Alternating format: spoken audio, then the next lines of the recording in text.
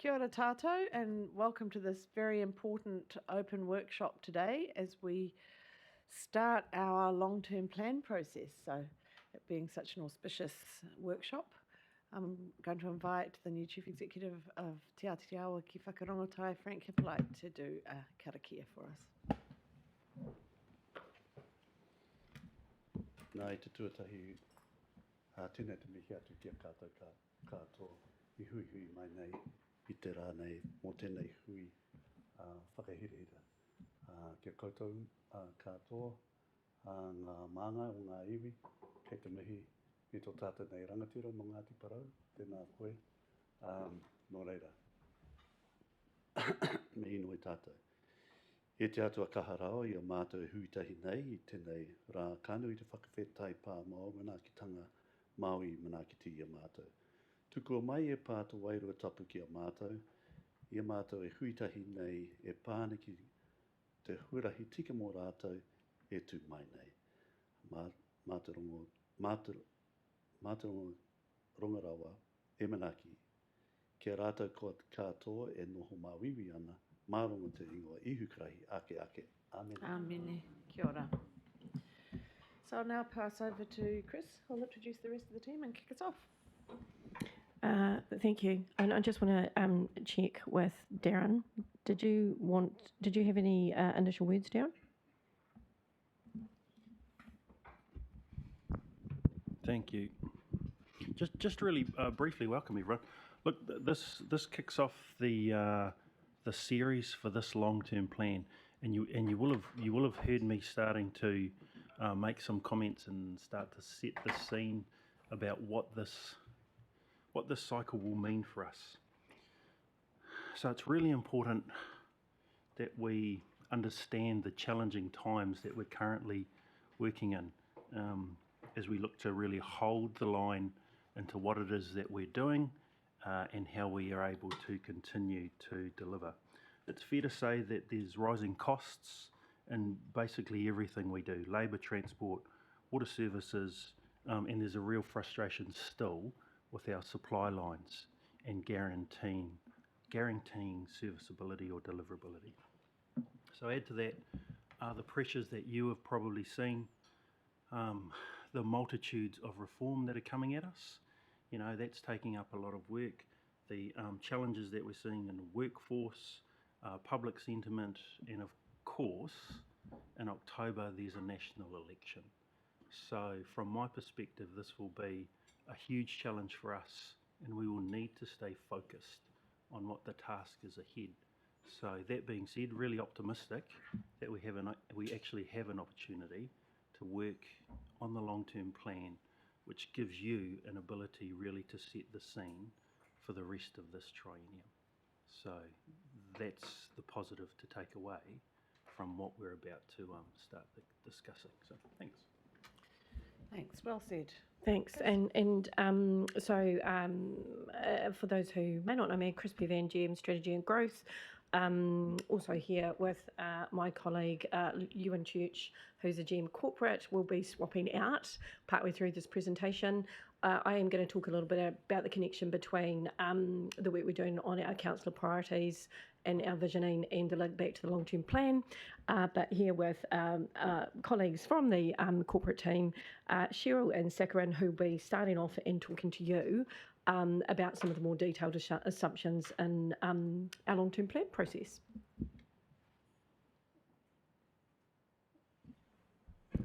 Kia ora everybody. Can you hear me all right? Hi. So welcome to the long-term plan. As Darren alluded, every new council gets an opportunity to create one, and it is really the legacy that you leave behind or put in place. So it is a very important piece of work, and it's one of those pieces of work that whether we want to do one or not, we have to, legislatively required. So we are kicking off today on, as Darren said, setting the scene. We've got several workshops planned. So today we just want to talk through some of the challenges that we face and how we as council officers plan to help you to navigate those and support you in your decision making. There is, like I say, a lot to do. So what we're going to plan to cover today is I'm going to give a very brief overview of what an LTP is. I know that half of you have been through this before, but half of you haven't. We'll just refresh memories, give you a few pointers. We'll talk a bit about the challenges that we face. There's a lot of chatter amongst local authorities across the country about how challenging this LTP will be. We're all facing pretty much the same issues. And in the face of those challenges, our thoughts on how we might build this LTP, where the areas of focus will be, and the time frame, so what will happen and when. Chris, I'll get you to create that link between the LTP and the vision work. Thanks, Cheryl. So you'll all be aware, you have set your council priorities over the period of this long-term plan. You have released those in our engagement hub. We currently have those up, and over the next, I'm going to say, couple of months, meaning through the end of the year, we're taking the opportunity to get feedback on those priorities and the actions that you've set out as important through that period. We have and continue to have feedback on those council priorities, and we will be talking about that in some upcoming sessions around our strategic direction, about what are we hearing from people. I do want to acknowledge that Kathy had just mentioned to me before that I think the important thing that we're thinking about during this process is balancing the needs in the short term and also that focus for the longer term.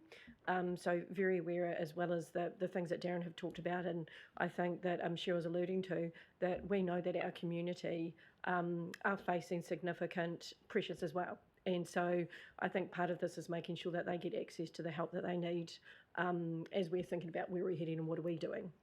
So I do just want to acknowledge that point.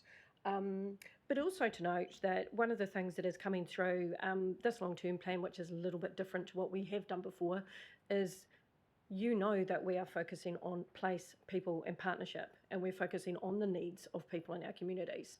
And that will be a feature in this long-term plan as we're developing and landing it. So we'll be talking about the things that matter related to your priorities. And ideally, that's not going to be a new thing, because we're out and about talking to a lot of people about this already, which is really great. I do want to acknowledge that we may get more feedback on the council priorities as we go, and there'll be a longer period of time for people to feed in and give us feedback. Even if during the course of the long-term plan, the actual actions that you've talked about, they need to be reprioritised. As we get going, that we look at things annually anyway. So I just want to say to you that we do want to lock stuff down this side of Christmas, but it's a continued conversation. So it means that there's more opportunity for people to continue to talk to us, that we can be looking at what remains important to people and making sure that we can prioritise these things through the period. So I guess I just wanted to give that soundbite so you can see how what you're already doing is linking back to what you're going to be seeing coming through, really from council, supporting how do we deliver on those aspirations. So I think we've got plenty of time set aside for this. So I think we will take questions as we go, because there's a bit of different kind of material to get through. But if we could keep them, make sure we keep them relevant to the conversation that's happened so far, and if just briefly put people off if it's going to be on a future slide. Okay. So Nigel. Yeah, so I'm assuming, is that a typo, the 3 years of this LTP? Because we're talking about a 10-year LTP, and then we're talking about focusing on 3 years. And quite often you do focus on a 3-year period in blocks. But is there some explanation around that, or is it just should be read I'll 10? lean slightly in, but I am going to leave some of this to Cheryl. I think, given the context that we're operating in, and I think we've talked to you before about some of the changes that are happening because of things like affordable waters, we are making sure that we well, if I looked at it this way, we're making sure that we maintain a focus on the things that are certain and we know about, and we're acknowledging that there's some uncertainty in some spaces. So it's not that we won't look at the 10 years, it's that we're going to make sure that we really nail down the 3 years. So your priorities are very much about nailing down the 3 years, not to say that we're not looking at other things. So I'll leave that there because Cheryl will talk more about that.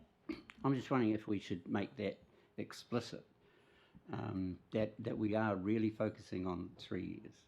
Because people will go, if you say you've got a 10-year plan, people go, well, I really want to talk about year 7. I want to talk about year 8. And go, well, we haven't really got one of those. We've got 3. So just as long as we're explicit, because it's a public document, I think that's a fair point.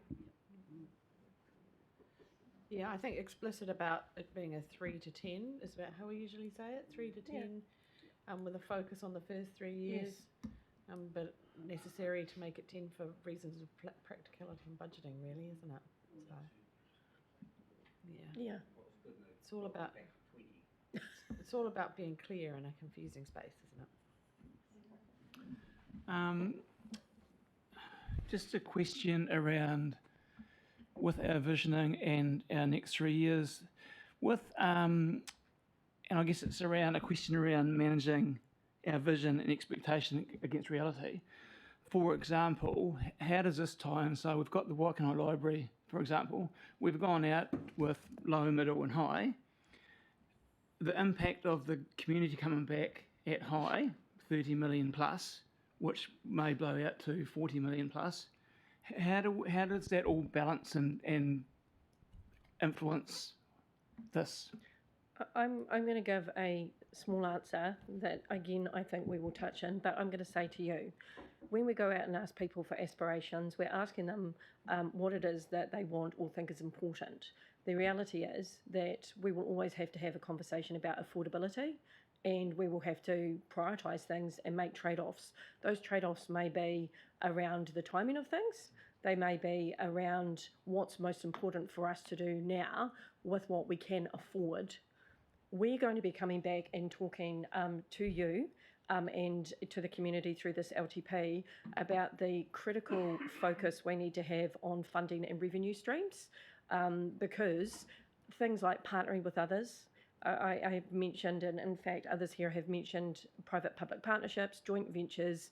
We have a number of our iwi partners here partnering with iwi. Also, outside of that, just are we engaged in the right activity to make sure that we can get revenue in? That means we are not relying on rates as the only way to pay for things. So I think that affordability point and us being innovative and smart about how we support the community to achieve those aspirations, but not in a way that effectively is meaning that it's unaffordable to live here, is one of the challenges we have. We're not going to crack that issue in one conversation, but it's going to be a focus for which we're coming back to you, not just in one session, but over the course of this period to go. We're going to be looking for community buy-in and your agreement to how we get those funding streams set up so that we can push into that more aspirational space. Does that answer your question? Great. Jocelyn? Thank you.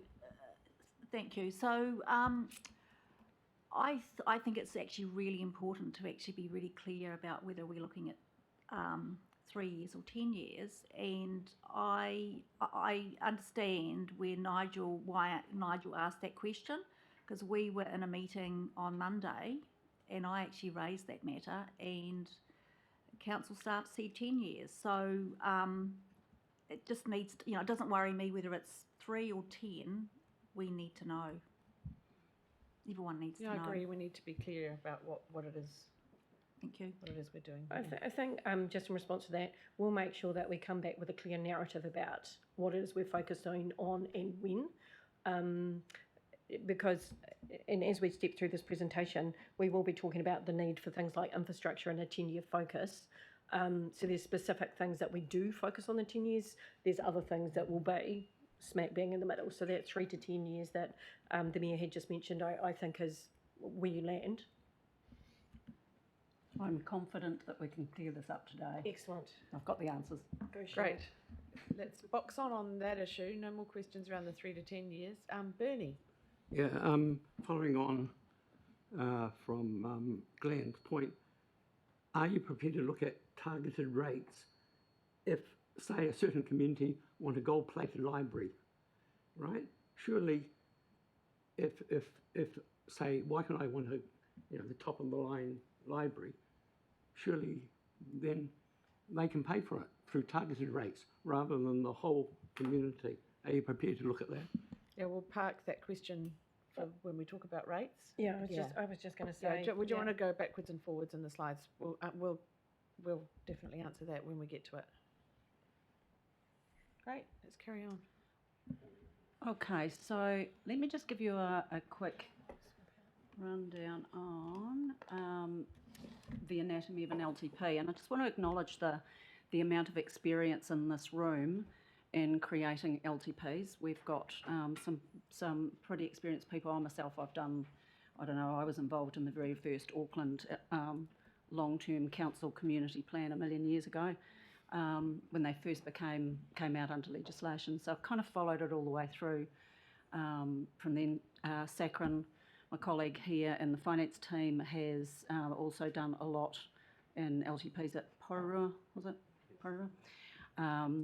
So you're in safe hands with this LTP. What I will say is that if any of you that have not done an LTP before would like to sit and have a yarn with me about what you can expect through this whole process, just please let me know and I can arrange to catch up with you all. Sorry for my croaky throat, by the way. I am just coming down from a cold. So let me tell you about the LTP. So let's clear up the 10-year thing first. Long-term plans must be 10 years. They must be a period of 10 years. Where the 3-year anomaly comes in is that we refresh them every 3 years. And so people get this impression that you can kind of kick the can down the road to the next LTP all the time. And I can tell you now that auditors look for that can being tossed down the road. So what this LTP the starting point for this LTP will be the current LTP. So we put a lot of work into what we planned to do and how we planned to pay for it in the last LTP. So we don't just throw that out and start again from scratch. So Darren said the words before, hold the line. We're proposing a hold the line LTP, in that we take the aspirations from the last one, we overlay your new priorities, we do a little bit of haircutting here and haircutting there, massage things around so that they suit the current environment, the current economy, your thoughts, etc., etc., and we come up with a new LTP. So rest assured, it is 10 years. If you have a look up on the screen there, you'll see we've got strategic direction at the top. That is your priorities, and a subordinate piece to that is our financial strategy. That's a really important artefact in this LTP, in that it sets the financial envelope for the 10-year period, and just like any household budget, we would try to stick within that envelope. So that is going to be, I'll say that that's going to be a reasonably intense piece of work for us, because just about everything in our financial world is going to change when we transition the 3 waters. Our balance sheet's going to look different. Our potential borrowing capacity is going to change. Our public equity is going to change. So Sakrin and I are working through what that might look like now. Subordinate to that as well as the infrastructure strategy. So infrastructure strategies are a really strange beast. They came out of central government when politicians felt that local authorities weren't managing their core assets very well. So they wanted us to apply our minds for a 30-year period. What are the significant decisions that you will make as a council on your core assets over the next 30 years? And what do you think the most likely scenario is going to be? When they put that legislation in place, they gave us mandatory asset classes that needed to be included in those infrastructure strategies. And they were roading and transport, all the three waters, and flood protection. Those are the only ones that we have to have in there. So this time around, our infrastructure strategy is going to be a bit different because we expect to only hold and maintain responsibility for our three waters assets for a short period. We won't be making significant decisions at this point. So our infrastructure strategy will be reasonably silent on three waters decisions, and that leaves us only with roading and footpaths. So, yeah, you could argue that you could, write it on the back of a stamp with a crayon because it's that small, but it's still a story that we have to tell about that transition. So that is a work in progress for us. And out of all of this, out of those two big artefacts, are the key issues for consultation as we get down into the activity level planning. Once upon a time, we used to write a draft long-term plan that was about that thick, and we'd put it out to the community for comment. Now we're not allowed to do that. We have to write a consultation document, and that consultation document has to focus on the key issues for consultation, and that's based on significance. So we're talking about, if we use the Waikanae Library as an example, if this council decides that it wants to proceed and that there are a number of options, we know that it would be significant to at least one part of the community. So I would expect to see it in our consultation document. If one of the funding options is to have a targeted rate, again, that would be one of the options. We would be discussing these big issues rather than we want to spend $20,000 over here on this playground. That's not what we would focus on in the consultation document. So as we go through our activity planning, these significant issues that we'll need to discuss with the community will actually start floating to the surface. And I think before long, we'll be starting to register things as consultation issues. We have a major review of levels of service and the measures and targets being done. We've got 84 of them at the moment. And I think I'd like to say that there's about 25 of them are related to the three waters. So that's an immediate cutback. And those are mandatory ones as well. But we are going to right size, go through and in some cases I've seen measures that we all wonder why we measure them, whether we're getting any value out of them. So we'll take the opportunity to have a look at those, bring those back to you. Policy work, we've got quite a bit of policy work to do on our significance and engagement policy, development contributions, and some of our rating and financial policies. We just have to review those every LTP. And then, of course, the funding and financial statements, capital spending, impact on rates, that sort of thing. And underpinning all of those are significant forecasting assumptions. So there you go, we'll get that all done before lunch one day. And but it's very much it's not a paint by numbers process. Anyone that's been through this before will be able to tell you how iterative it is. We'll go away and do some financial strategy work, and then we'll come back to you and tell you what we think that what the impact of Three Waters is, and then that will start you thinking about what limits you want to put in place, etc. So it's not necessarily paint by numbers, and we might need more than one stab at particular pieces. So we'll just see how that one goes. Sorry, just a question in relation to that. Given the timeline, and given that there's a general election, and another given is that the impact of Three Waters is huge. If there was to be a change of government or change of policy, that basically takes Three Waters off the table as we know it. And we kind of have to take that at least as a predicate because that's what's been publicly stated.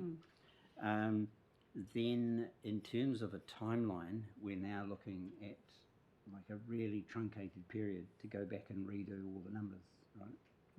So is there in this process, and it is an iterative process as you've said, but is there are you running another program? A plan B? Yeah. Yes, yes, we do have a plan B. So with Three Waters, even though the NTU is having to do the same thing as we're doing anyway. So what they're doing is putting this massive entity asset management plan together, and and we'll be able to extract out of that if we need to. So it won't be like oh my gosh, we've suddenly got to do all the Three Waters work and we've only got the weekend to do it. That's not going to happen. We have got time to work around it, and we do.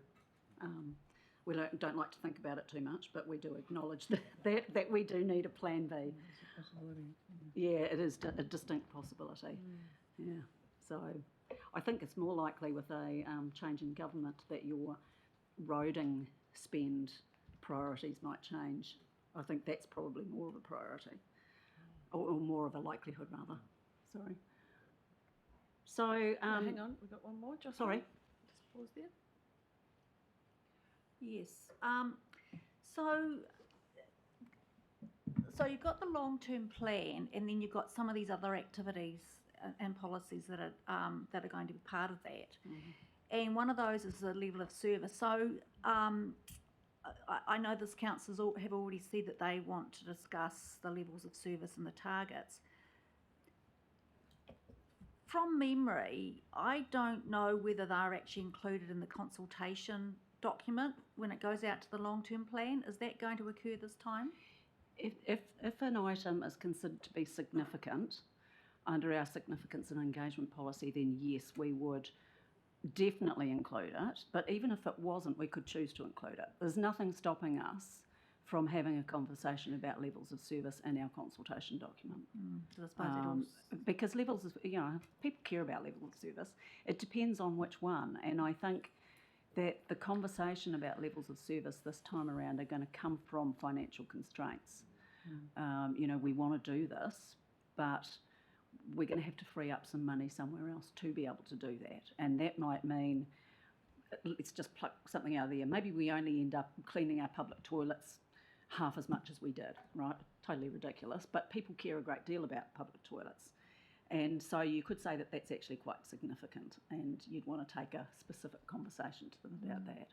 Thank you. And I suppose it also applies to any changes to those policies that are, that are included up there as well. Absolutely. Thank you. Absolutely. So we have done that before, 3 long-term plans ago, I think. We went out and asked, I remember one example was, should we mow the lawns half as much on our parks? Yeah, and everybody said no. Yep. Everybody said no to all of the ones we suggested, actually, including that one. So, Frank.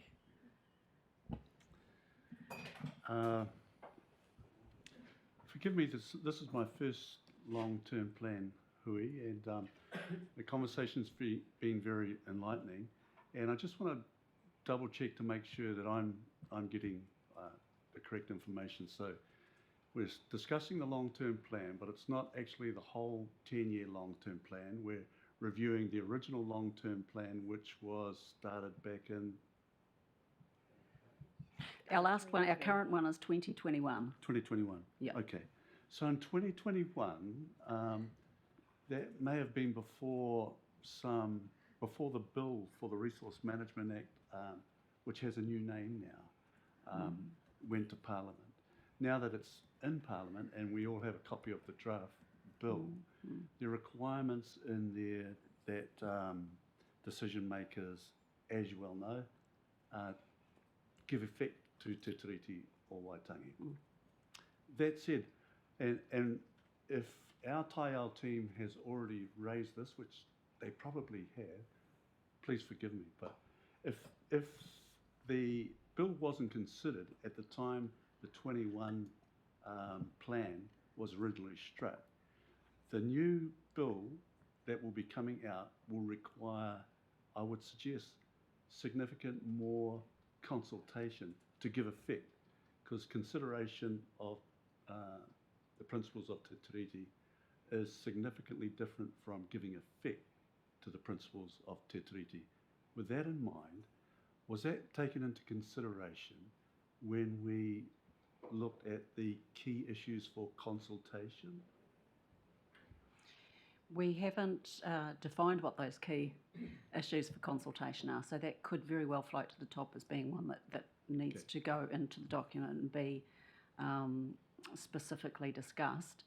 I think it might be worthwhile us having a little bit of an offline, have a run over the LTP, because there's a few bits in it that will feed into that conversation. And like I said, I'm a new boy, so I'm getting a lot of information. I'm just trying to Yep. work my way through.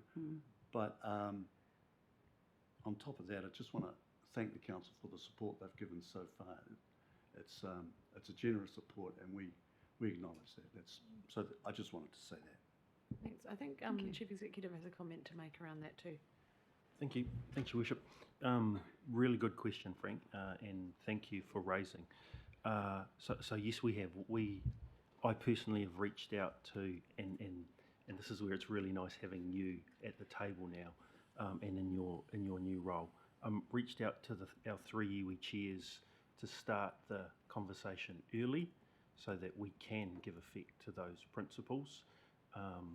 So we will be coming back. I actually had a refresh discussion this morning with our iwi partnerships team. So if not this afternoon or this morning, you will get a request from the team to meet, so that we can really bring you up to speed with the long-term plan process. Sounds good. Great. I think we can carry on. Thanks, Fantastic. Frank. Great question. Good timing. Right. So, so there are two key outputs that council's got to adopt as part of putting a long-term plan in place.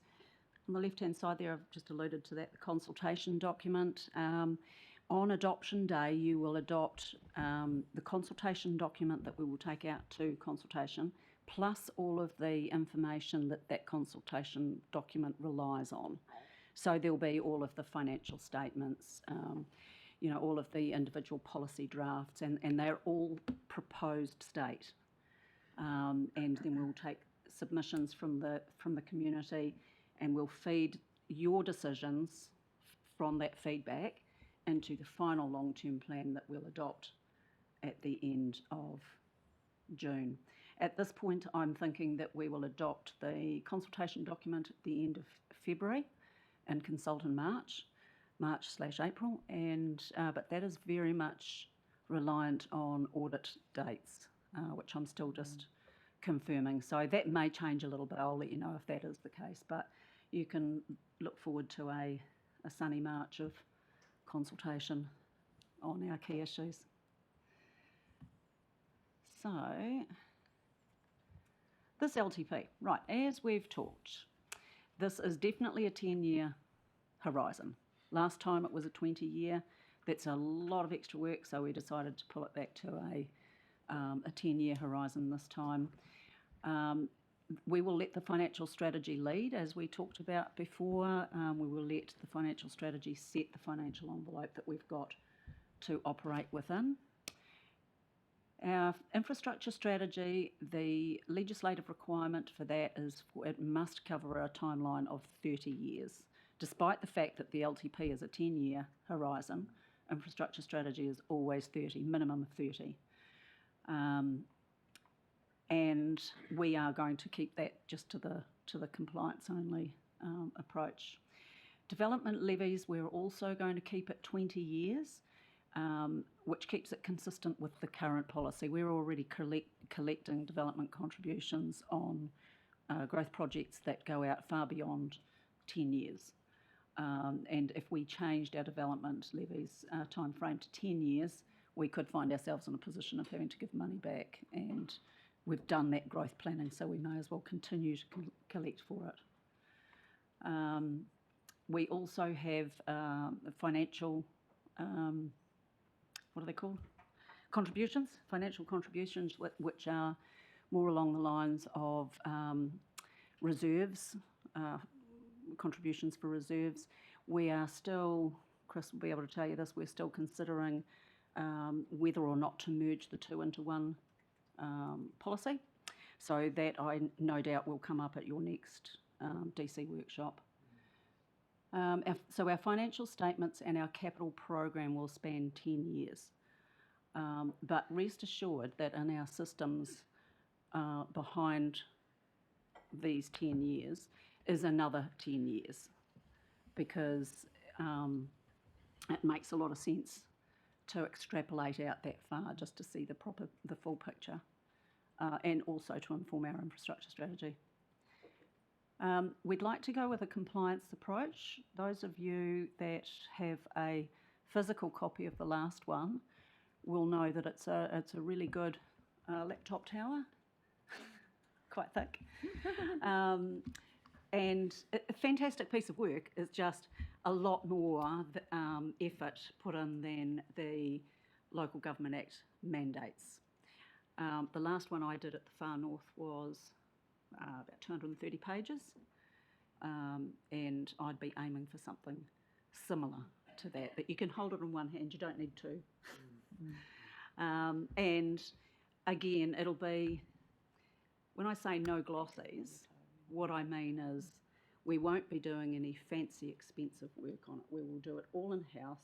It will look lovely. It will read really well. But this time around, we've got in-house resources like graphic designers and writers that we will not have to outsource to this time. It'll Still be be glossy though, won't it? still be nice. It will still be lovely. No, we won't be doing that. And of course, we'll right-size engagement to balance the current activity and the compliance approach. So what we mean by that is you're going out to the community on Vision Kapiti. That we believe will serve as being early engagement for the long-term plan. So when we engage on the consultation document in March, it won't be an enormous piece of work, because I think by that time there will be a bit of consultation fatigue, and at any given time there's like half a dozen things that we're consulting on as a council. It's we'll try and do something a bit more balanced. So I think the most meaningful part of the consultation is the early consultation. Yep. Anyway, and that's where we used to fall into a trap, people in the public used to fall into the trap too, is that they'd wait for the consultation draft before feeding back. And at that stage, you've done all the financial modelling. Actually making changes is more difficult than getting it in the first place, which is why we try to get early input from our community boards as well. Yes, yes. And community board input, that will come via Vision Kapiti, in the context of priorities, obviously. No, I don't think so. No? No, the community boards will have to feed back separately. Okay. They'll need their own. Chris? Sorry, I think it was something I was meant to mention. Cheryl can tell me off after this presentation. What we have talked about is, obviously you are engaging on the council priorities through the engagement hub. What we will be doing alongside that process is working with the community boards towards the end of October to say, hey, in alignment with those council priorities, is there anything that you have that you're wanting to put into the process? So we're going to keep it quite connected to the priorities. Yeah. Yeah. So it's not the community boards commenting on the council priorities, and that helps us decide what to do in their communities. It's more that they will see how their proposals fit with the council priorities. Yeah, that makes sense. Good. Excellent. Any questions on this? Yeah. Just similar to that, and taking Frank's point, the process for engaging with iwi, and it goes back to Janet's point too, is that you want that consultation to be as early as possible, so that the community gets an opportunity to be able to reflect on it and understand it. What tends to happen is there's a late consultation with any particular group, and then that looks like it gets overlaid, and then so people get reactionary to it, etc. So, yeah, I would follow on from what Frank's saying, and I'd like to see that that's happening as early as possible and goes all the way through. Mm-hmm. Yeah. But again, that's probably going to require. It's great to say, oh, we're going to consult with this group, meaning we're going to give you a massive workload, but no resources to do the work. So I hope that's part of the conversation as well. Yeah. Back to the community boards too. Have we got a slide on that? The No. community boards? No, I haven't. So, some of the community boards have started their visioning work, which is going to presumably feed into what they want to push for through the long-term plan process. So, ideally, there should be a bit of a filter and thinking around how that happens and what are the things that are important, and using that opportunity to talk to the community about the long-term plan and the opportunities that it might present to. I know Kathy did. When did you do your consultation in the long-term plan process? Quite early. It was maybe just after the Christmas. We had 12 Yeah.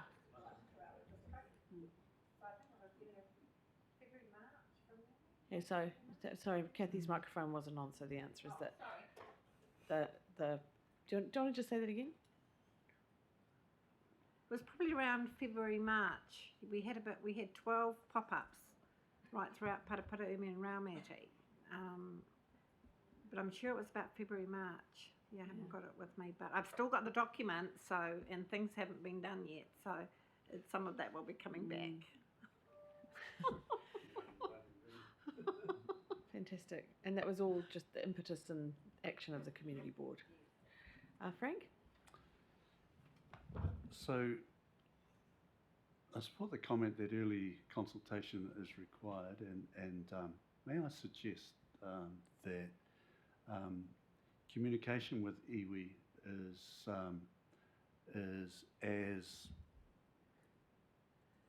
as detailed as is practical.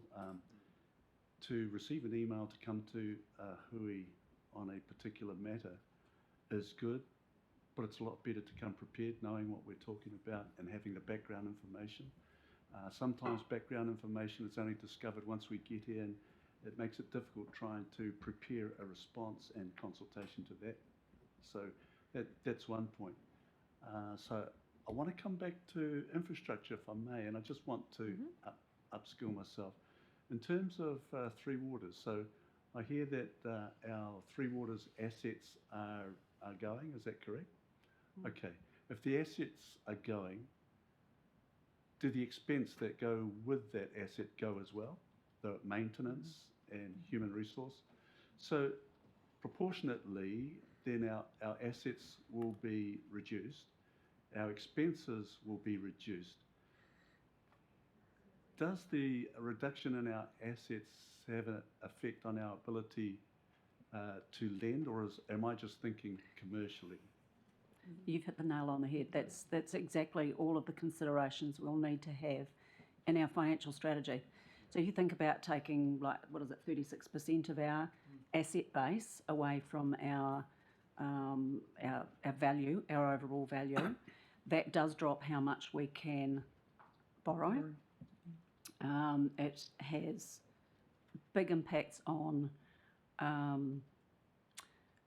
eventually on overheads, and this is the complexity of the whole thing.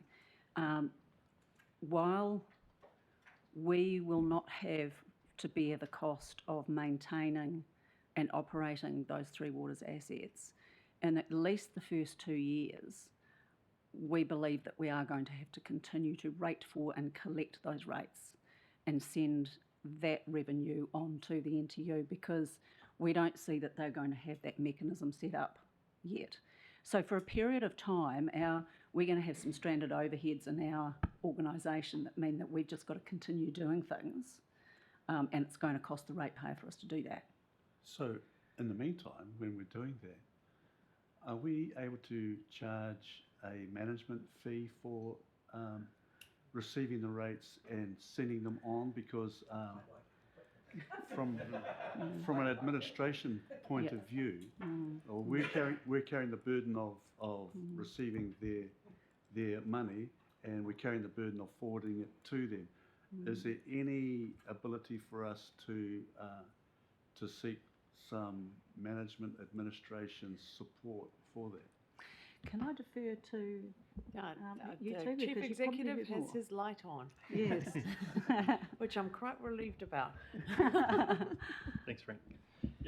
So outside of any other BAU and LTP process, there's a national transition unit that's been established through DIA, which is working very closely with all of the councils.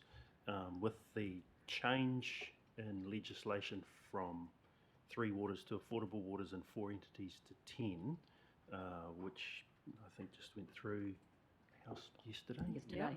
Got that right? Yep.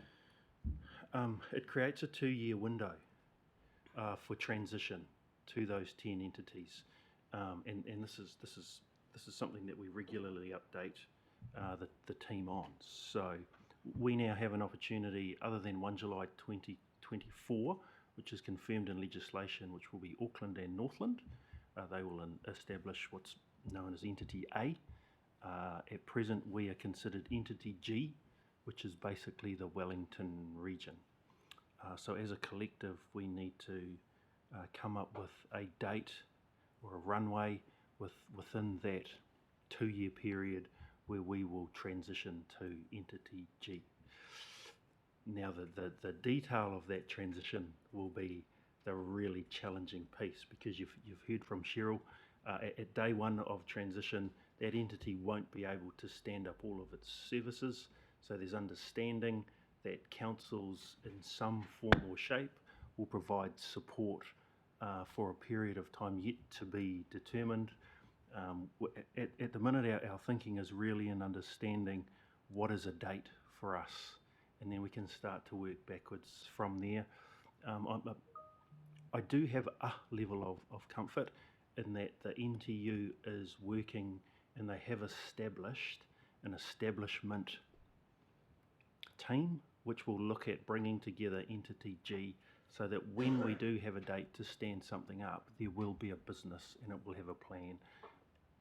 And a lot of what we do, so even if we talk about development contributions, how we charge for water, asset management plans for water, engaging with mana whenua, that will all come off council's books and will be dealt with by these new water entities that will be big beasts.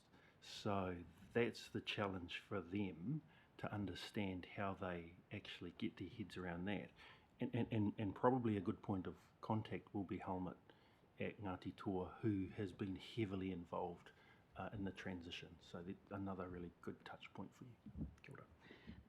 Darren, do you want to just give a quick overview of the No Worse Off funding, because that's another element of the financial envelope that we've got to play with as well.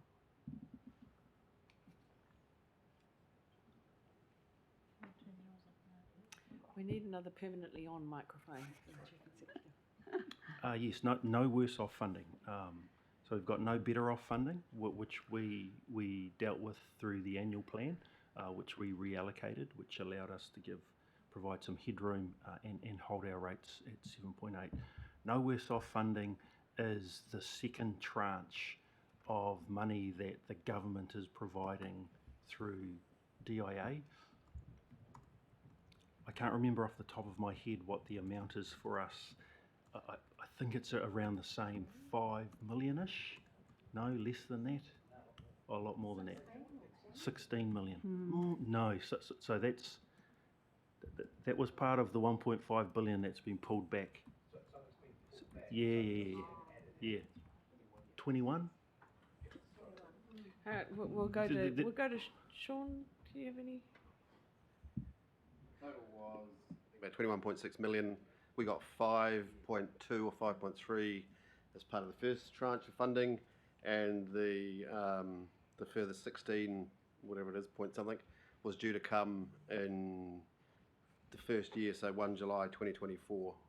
As part of that, that money's been pulled. That's been, and that was to be funded by the new entities. So they've stopped that. but we will still be getting the our debt funded, and also be getting the no worse off funding, which is to try and compensate for some of those overheads that will still be needing to fund, but won't have the rates coming back into the organisation to fund them in terms of the Three Waters. So, and that I think is about 3.4 million. So there's a number of funding packages sort of linked around that first year, and we're also getting support at the moment. We're just, I think another $400,000 or $500,000 to support the transition over the next 9 to 12 months. I wonder if we could have a little fact sheet about that, because I find it hard to assimilate a whole lot of numbers and then keep them in my head. Okay. So, yeah, maybe we could just have We can something get that flicked done. around. Yep, just a little Three Waters update, financial update. That'd be good.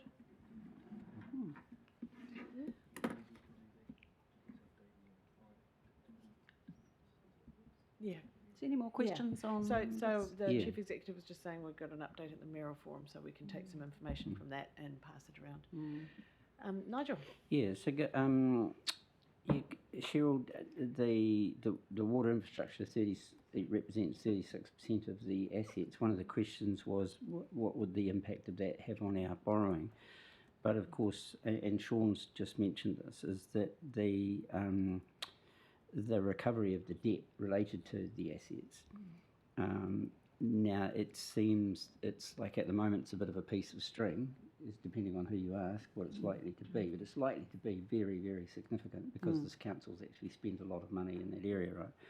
So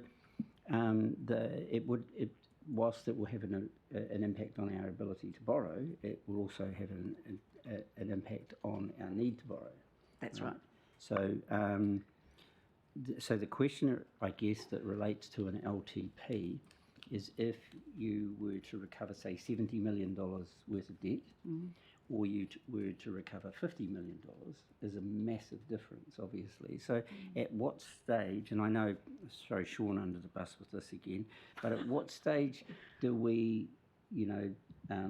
tie DIA down to a bit more specifics? Because you're trying to do a long-term plan and you're juggling, and you don't know what it is that you're actually juggling, right? So timeline around that, I think, is going to be vital. Sean, do you have the answers?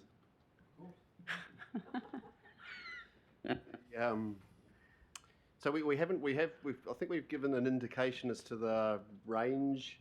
So we've had a number of meetings with DIA. I think it was late last year. There's been that many of them, but we have agreed a formula as to how they will calculate the amount of debt that they're going to fund us, and it's in the order of, I think the starting point was 110, but again that was only up until 2021. I think 2021. We then have to do the next 2 years, obviously, to factor on top of that. So we can get that locked down. Like I said, the formula's there. We know what that indicative number is. We just need to plug it into what we're doing in terms of LTP, and then we'll have an understanding. And we've already done some draft calculations in terms of that debt to revenue, those ratios, and what does that look like.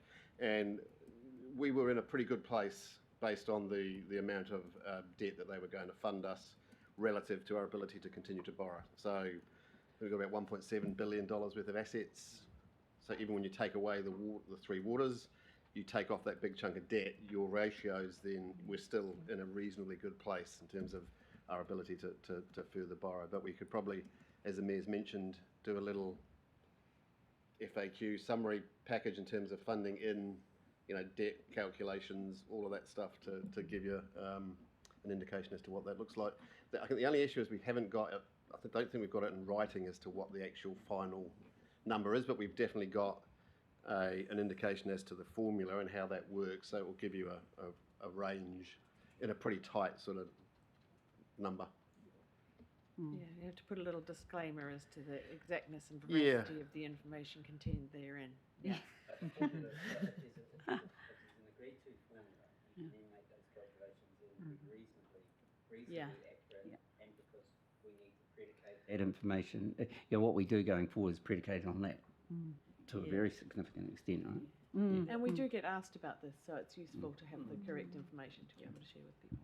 Well, as Um, correct as it can be. Yeah, I'm just doing the annual report at the moment, and I just wrote down 199 million. That's what our closing debt for this year looks to be. So if that figure's anywhere near what Sean was just saying, 110, that drops our debt profile down by a lot. And if you think about interest rates, that's yeah, exactly. That creates quite the and the removal of depreciation. That creates quite a bit of, I won't say headroom, but a bit of relief in the financial constraints. So optimistically, we're thinking we'll probably walk out of this a bit better off than we originally thought.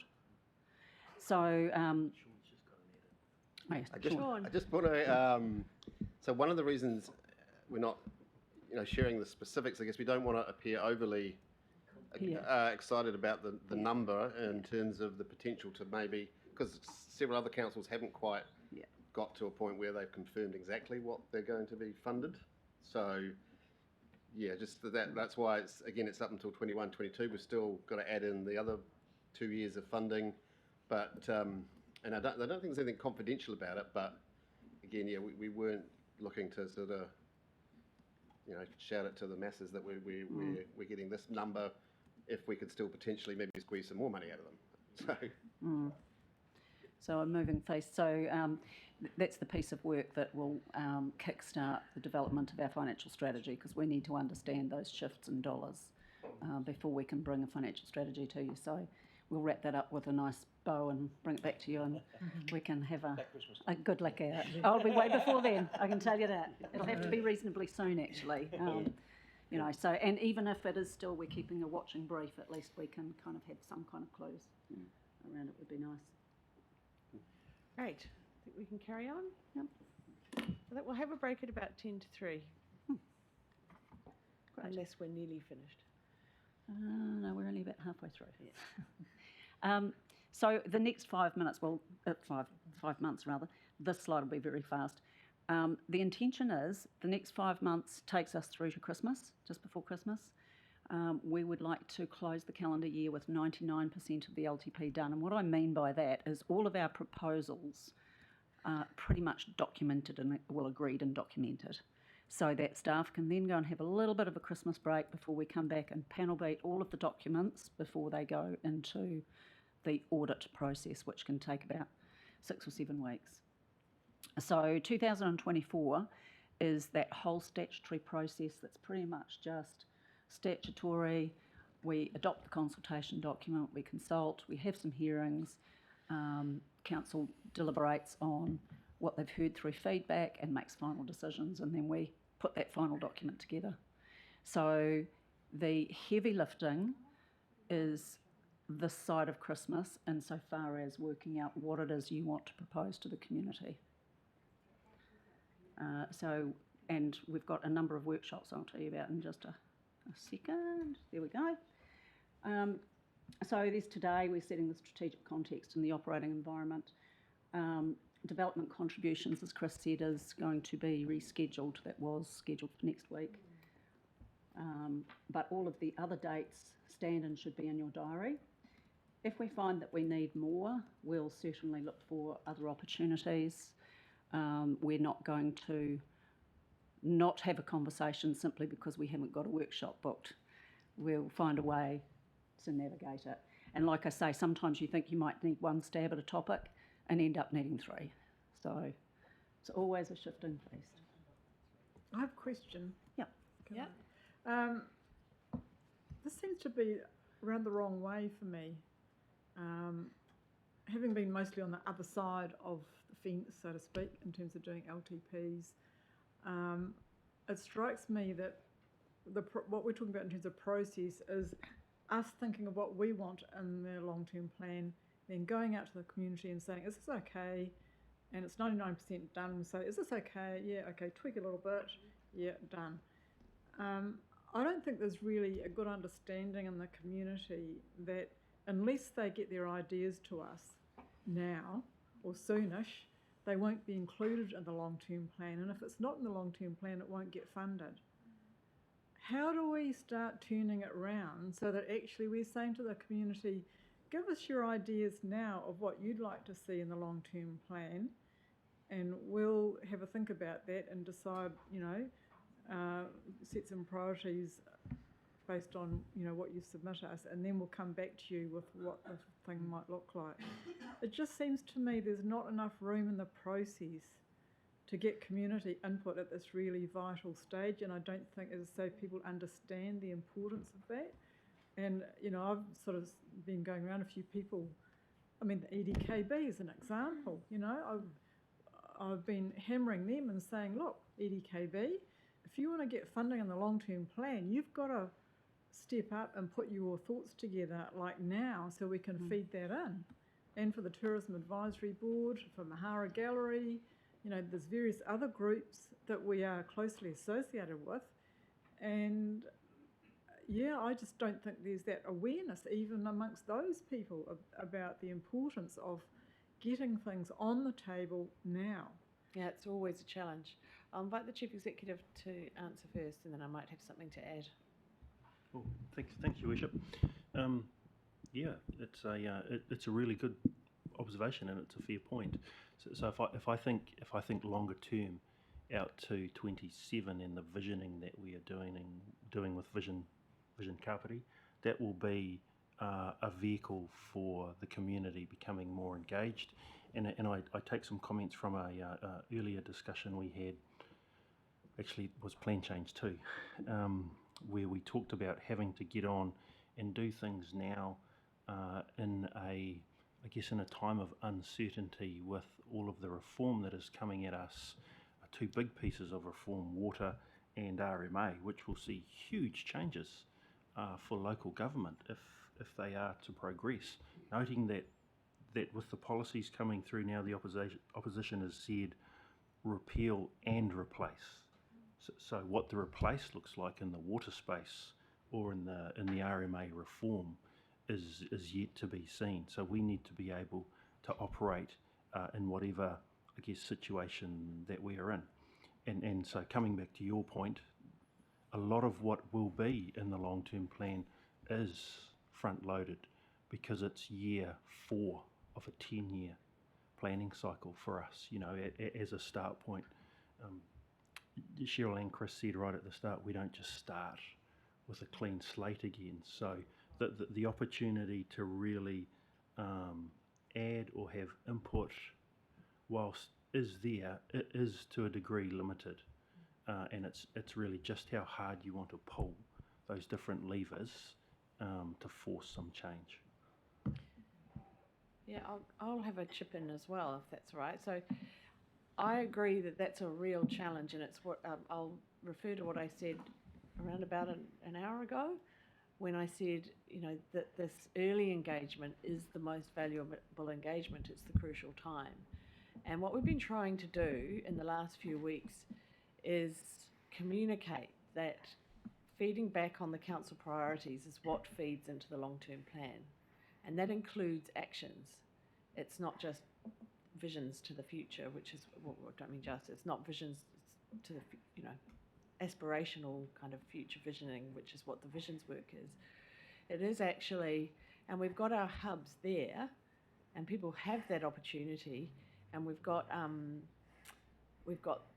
just about to have the website set up. That'll be another opportunity for people to feed back. But you're right. It's really about people understanding that is the early engagement opportunity for the long-term plan. And what I said before also about the community boards, that's another way that people can get ideas on the table early, is through the community boards. But we really need to be clear about that. I completely agree. And it's been a challenge every time, and it's something we've pushed back hard on, is that we need to have all that early engagement prior to the draft. After the draft, you're right, it's too late. Yeah, it's too late. But we need some really clear messaging. We got some slides on communication.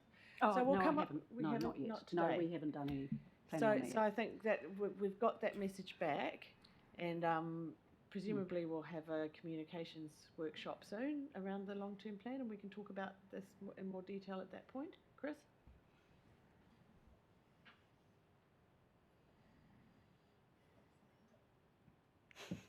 Thank you. I just want to note that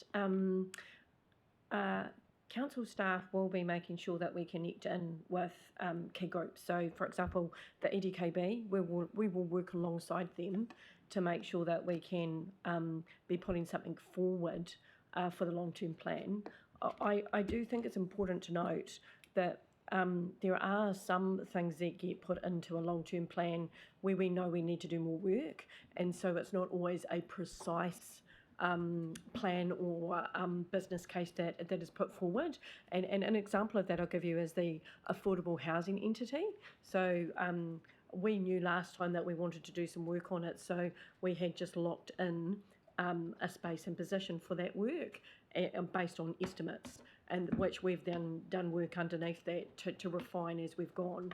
And it would be the same for the EDKB. So I just want to note that the timelines are tight, and I think we run a reasonable process to support people to find a position in that space without being too demanding up front on that preciseness. But we follow up underneath that to make sure that due diligence occurs as we progress. So anyone that you're concerned about, let us know, because we'll make sure that you're seeing that come to the table. Not Martin? Yeah, look, I actually just wanted to reinforce what Liz was saying. I know it sounds like a double up, but we've got a lot of new councillors at the table and that sort of thing there as well. Perception to me is the big thing here. I think that's what Liz was talking to as well. The perception for the general community is that they get to input when it goes out to, and quite frankly, it's too late. And I think Kathy did a great job in the last triennium as chair of the community board by getting our Paraparaumu stuff in right back at the beginning, right back here. And that made a huge difference with regards to what was included, because it gets incorporated into staff's planning, if you like. And I think there's also a little bit of maybe, not so much confusion, but when using the finishing, this is where they crossover between visioning work and long-term plan work was getting a little bit blurry with regards to what's more important than the other. Actually, one's not more important than the other, one's just dovetailing on the other. That's going to be one vehicle. But I would strongly urge the community boards to be getting something in a hell of a lot sooner rather than later. Going out, be proactive, front foot this, because that'll be, even if it's not included in the plan, at least it's rich information that can come to council officers. And it's quite surprising sometimes what they've already got going on behind the scenes that they can marry up to things. But again, I'll just reiterate, it's really, really important. I think community boards need to front foot this. And I say soon, I'm talking like weeks, not months, the process with regards to how they're going to bring the information that's relevant to their community that they want to have considered at least into the mix. Leaving it until January, February will be far too late. It needs to be going out. Well, it really needs to be in place really, what's mid-October? Yeah, so last time we had a specific workshop on consideration of community board requests and also consideration of community requests and stakeholder requests. And there was a specific workshop around that. I don't recall exactly when in the process it happened, but that was the time, and it was pre-draft. So that was the time when that. So we need to know when that workshop's going to be, sooner rather than later, so that we can give people a heads up that it's coming up. And even our subcommittees, we've had things that have come through our subcommittee. We're going to make sure that we've listed some of that stuff up, and point in case with some funding for some things like the Citizens Advice Bureau or something along that sort of line. We just want to include it in the mix because it's something that's been brought to our table as such as well. And it may even be, Frank, from the iwi perspective as well, if there's things that they want to have thought about or included, that coming through sooner rather than later as such, because there won't be that necessarily won't be that window later on that you might expect will be there. Yeah. I'm not entirely sure when in the process that workshop happened last time, but it did happen. Yeah, it might have been closer to the draft, but yeah, it was a specific day we set aside for, or part of a briefing. Yeah, Chris? Sorry, just a note, and I think we'll come back with more detail on this because it's obviously an area of interest.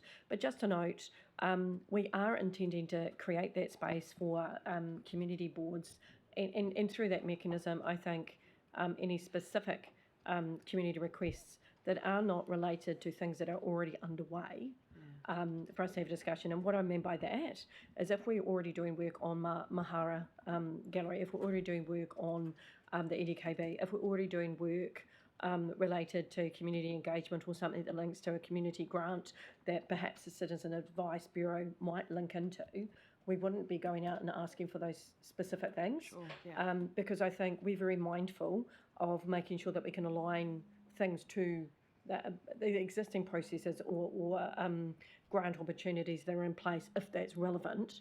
If it's not relevant for that, then definitely obviously wanting to put that on the table.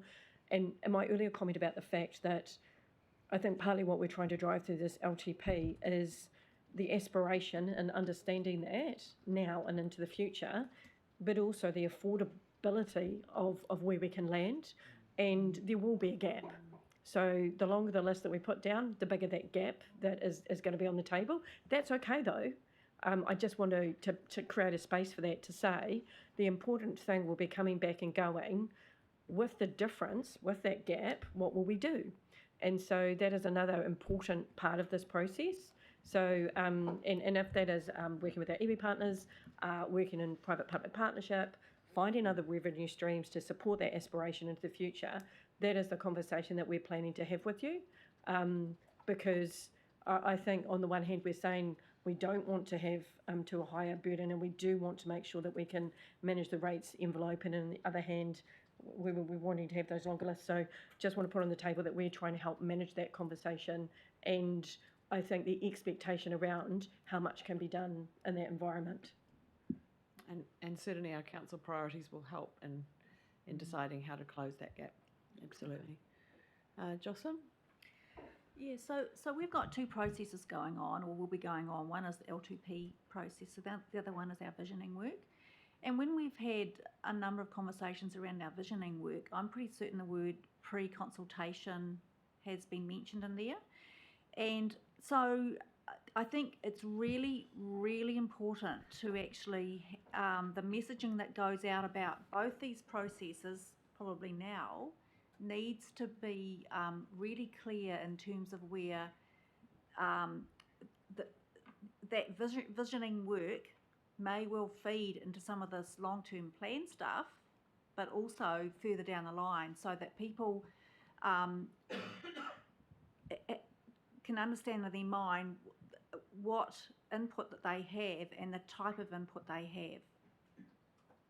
So we've got to get our ducks lined up here if they already aren't, so that that we know and that our communities know the importance of all this work that's going on and what impacts it will have on them, and the importance of actually having input. I think the work that we've done in the last few weeks has clarified that, at least from my perspective. Yeah, I want to have another look at the last draft of the letter that we sent out around that work, and I think it's a lot clearer. But it is how we push that out, isn't it? So yeah, that it's our about community getting understands. yeah, exactly. It's about getting those messages out there and reinforcing it. You know, when we're talking to people about how, you know, about having those conversations with them, Yeah, one-on-one. yeah, it is a challenge. I agree with the different pieces of work that are going on. So I'll take your lead. When's a good time for us to take a little pause? Comfort stop. Now, take Yep, a comfort we'll break come back now at and then- 3. Yep.